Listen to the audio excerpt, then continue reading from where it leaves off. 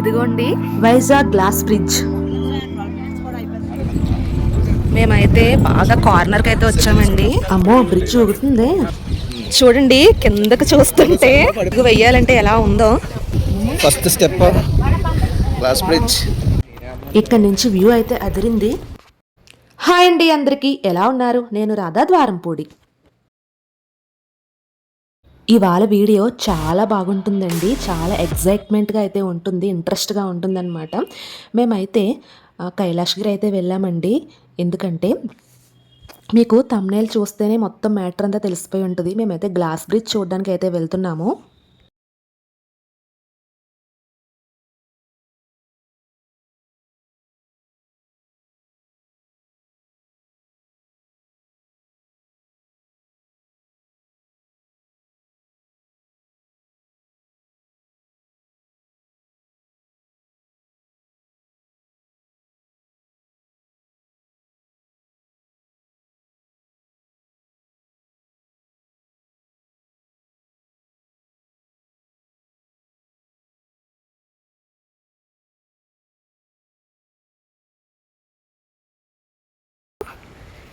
ఈ bike parking దగ్గర నుంచి అయితే నేను వీడియో తీస్తున్నాను. ఇలా అయితే ఉందండి కింద నుంచి చూస్తే. ఇప్పుడు పైకి అయితే వెళ్దాం. ఇప్పుడు పైకి అయితే వెళ్ళి గ్లాస్ బ్రిడ్జ్ జనంగానే ఉన్నారో ఏంటో చూసి గ్లాస్ బ్రిడ్జ్ అయితే ఎక్స్పీరియన్స్ చేయబోతున్నాను. పైకి అయితే వెళ్దామండి. పైకి వెళ్ళి చూద్దాం. క్రౌడ్ ఎక్కువ ఉంటే వెనక్కి వెళ్ళిపోదామని చెప్పేసి అనుకుంటున్నాం. జనం ఎలా ఉన్నారో చూద్దాం. బైక్ పార్క్ చేసి పైకి అయితే వచ్చాము. ఇక్కడ టికెట్ రేట్లు చూడండి ఎలా ఉన్నాయో. సింగిల్కి వచ్చేసి 250. న్యూక్లియర్ ఫ్యామిలీ కాంబో అంటే parents plus 1 kid 650. Family combo parents and 2 kids అంటే మాలాంటి వాళ్ళకి 800. ఫ్రెండ్స్ కాంబో అంటే 5 మెంబర్స్ అలా వస్తారు కదండి, పర్ పర్సన్కి 220. ఒకవేళ 10 మెంబర్స్ అలా వస్తే 200 అనమాట. అంటే జనం పెరిగే కొద్దీ డబ్బులు తగ్గుతాయి అనమాట. ఇంక ఇదేనండి టికెట్ కౌంటర్. ఇక్కడే టికెట్ తీసుకుని గ్లాస్ బ్రిడ్జ్ చూడడానికి అయితే వెళ్ళాలి.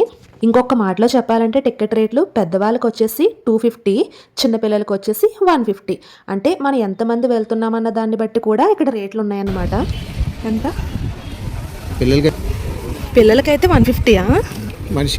మనిషికి అదే మనిషికి 150. టికెట్ రేట్లు అయితే నాకు కొంచెం ఎక్స్పెన్సివ్గానే అనిపించాయండి. కానీ ఇలాంటివి ఎక్స్పీరియన్స్ చేయాలి అంటే మరి ఆ మాత్రం తప్పదు. మేమైతే కొంచెం ఎర్లీగానే వచ్చామండి. వచ్చేసరికి 10 అయితే అయ్యింది. మళ్ళీ లేట్ అయితే జనాలు అవి వచ్చేస్తారు, ఖాళీ ఉంటుందో ఉండదో అని చెప్పి ఇంకా ఎర్లీగానే స్టార్ట్ అయ్యాం. జనాలు అయితే పర్లేదండి, తక్కువే ఉన్నారు. ఇంక అందుకే మేము చూడడానికి అయితే వెళ్తున్నాం.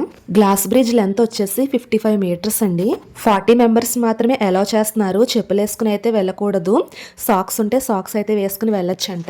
ఈ గ్లాస్ బ్రిడ్జ్ మీద రన్నింగ్లు జంపింగ్లు అయితే చేయకూడదు అంటున్నారు. ఎందుకంటే గ్లాస్ కదండి, కొంచెం కేర్ఫుల్గానే ఉండమని చెప్తున్నారు. హ్యాండ్ బ్యాగ్స్, తినుబండారాలు వంటివి బ్రిడ్జ్ మీదకి నాట్ అలౌడ్ అండి. కొంతమంది స్నాక్స్ తింటూ వ్యూని ఎంజాయ్ చేద్దాం అనుకుంటారు కదా. ఇక గ్లాస్ బ్రిడ్జ్ టైమింగ్స్ వచ్చేసి మార్నింగ్ 9 to ఈవినింగ్ 8 o'clock, అంటే నైట్ 8 వరకునండి. నైట్ టైం అయితే ఇంకా బాగుంటుంది, లైటింగ్ అయితే ఉంటుంది గ్లాస్ బ్రిడ్జ్కి. మాకంటే ముందు ఒక బ్యాచ్ని పంపించారండి, ఫస్ట్ బ్యాచ్.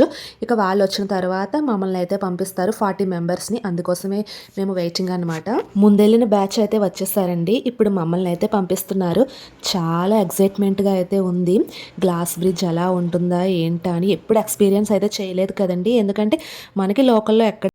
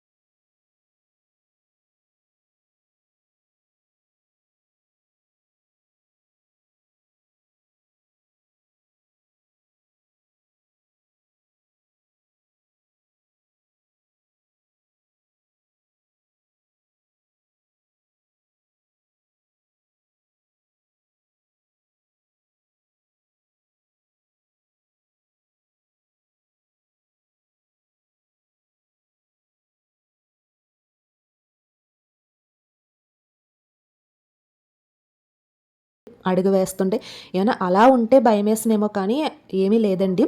కానీ చాలా థ్రిల్లింగ్గా అనిపించింది, చాలా బాగుందనమాట. చూడండి అడుగులు వేస్తుంటే కింద పచ్చగా చెట్లు, ఈ పైనేమో మొత్తం అంతా కనబడుతుందనమాట కింద ఎలా ఉందో.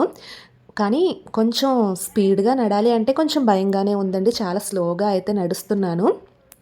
ఇక ఈ బ్రిడ్జ్ ఏంటంటే ఈ కార్నర్కి వెళ్ళి చూస్తుంటే వ్యూ అయితే అద్దరిపోయిందండి. వ్యూతో పాటు ఆ చివర ఈ వంతెన, ఈ గాజు వంతెన అయితే ఊగుతుందనమాట, వైబ్రేషన్ అయితే వస్తుంది. అక్కడే కొంచెం భయంగా అనిపిస్తుంది అనమాట.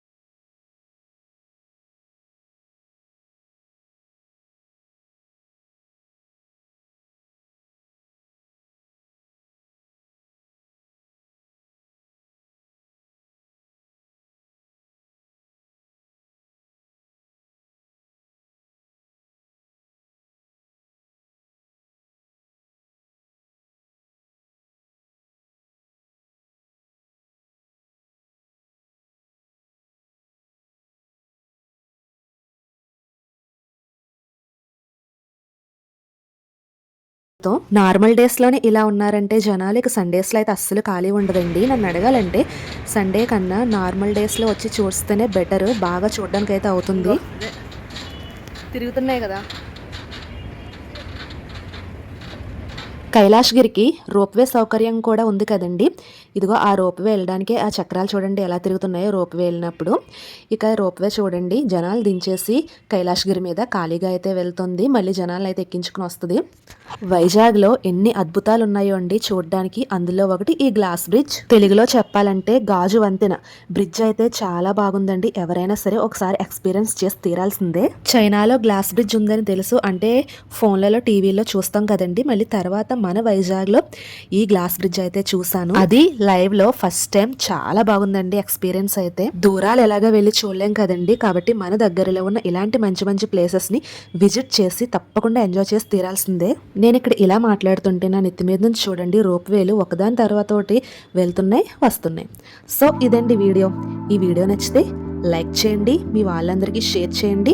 ఇంకా సబ్స్క్రైబ్ చేసుకోకపోతే రాధాద్వారంపూడి ఛానల్ని సబ్స్క్రైబ్ చేయండి. ఇంకొక మంచి వీడియోతో మీ ముందుకైతే వస్తాను. Thank you for watching. Bye bye.